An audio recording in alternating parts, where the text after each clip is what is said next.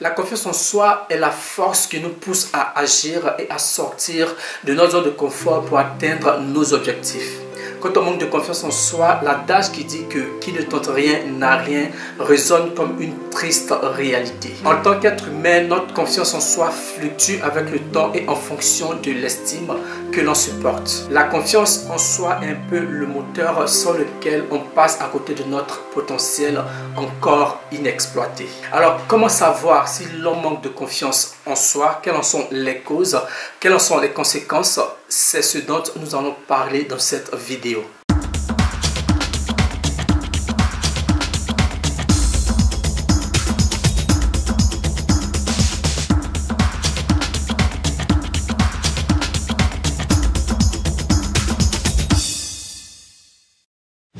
Bonjour et bienvenue sur ma chaîne, je suis Fab Nyobo. Si tu me découvres pour la toute première fois, sache qu'ici on parle de motivation, on parle de développement personnel, on parle de succès, on parle de réalisation de rêves. Alors si cela t'intéresse, n'hésite pas à t'abonner, à liker et à activer la cloche de notification pour ne manquer aucune des prochaines vidéos que je publierai très prochainement sur cette chaîne. Alors cette vidéo sera spécialement consacrée aux causes et aux conséquences du manque de confiance en soi, et dans une prochaine vidéo dont le lien s'affichera quelque part par ici, je parlerai des solutions du manque de confiance en soi, de comment renforcer sa confiance en soi, comment réapprendre à avoir confiance en soi.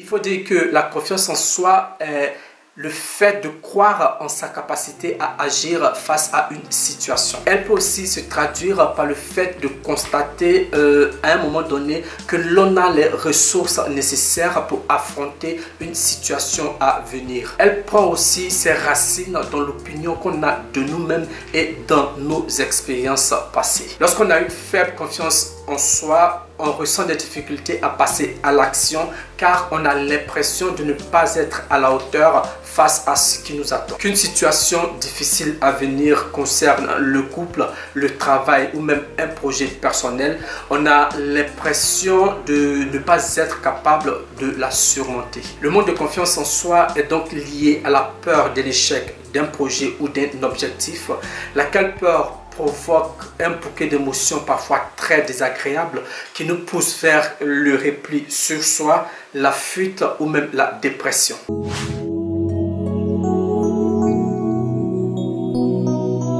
Le psychologue William James a été le premier à conceptualiser l'estime de soi en 1890. Ayant un rôle essentiel dans la formation de son identité, l'estime de soi se définit comme le regard que l'on se porte à soi-même. Il s'agit de notre propre perception de qui on est, c'est la façon dont on juge nos forces et nos faiblesses par rapport à notre grille de valeur. Alors je vais la faire très simple. Quand tu te places face à un miroir, qu'est-ce que tu vois? Qu'est-ce que tu peux dire de toi? Qu'est-ce que tu penses de toi?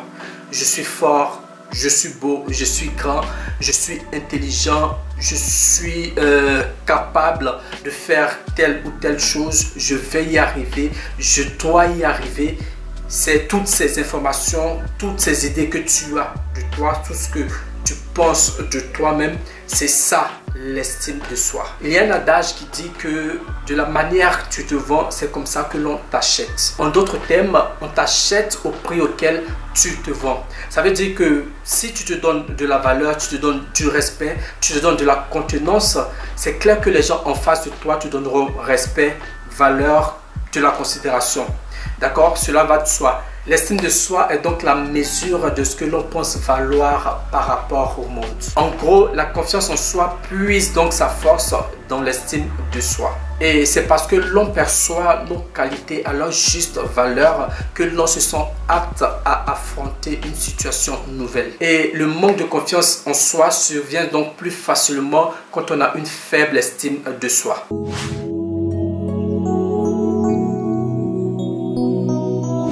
Le manque de confiance en soi subvient en premier lieu par l'éducation que l'on reçoit. Lorsqu'un enfant, par exemple, reçoit des remarques désobligeantes ou blessantes de la part de ses parents ou de ses proches. Il s'agit d'une forme de maltraitance qui peut causer des traumatismes.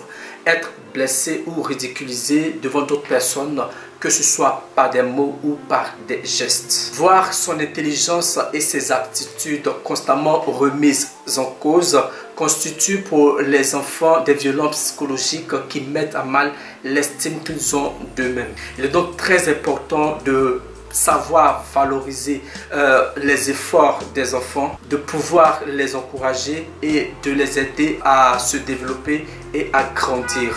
Ils sont susceptibles dans ces circonstances de développer des complexes et de sérieusement douter de leurs capacités. Il est donc très important d'encourager les enfants, de les valoriser pour les aider à grandir et à développer une excellente confiance en soi.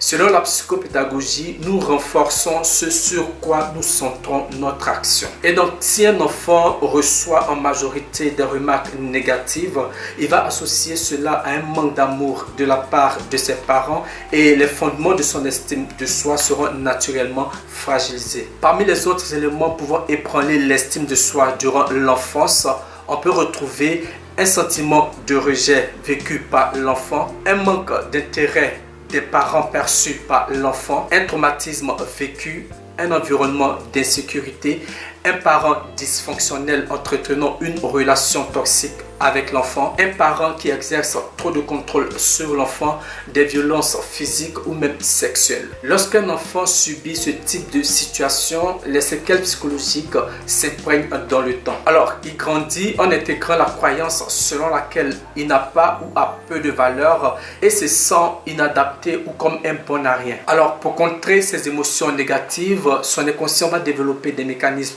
de défense comme l'isolement ou la fuite et sa confiance en lui sera donc mise à mal.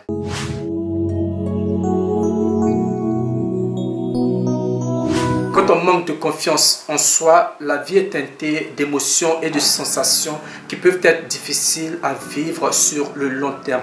Et parmi les signes d'un manque de confiance en soi, on peut retrouver entre autres le sentiment d'être incompris, la sensation de ne pas être aimé, l'impression d'être inférieur aux autres, la peur du regard des autres, la peur des critiques, le sentiment de culpabilité face à son immobilisme. En cas de déficit de confiance en soi, notre inconscient met en place diverses stratégies de défense pour éviter d'être submergé par les émotions liées à la peur d'agir, parmi lesquelles on retrouve les difficultés à prendre une décision, la procrastination pour retarder le passage à l'action, la paralysie face à l'action, une attitude fuyante, des stratégies d'évitement, le repli sur soi et des comportements autodestructeurs.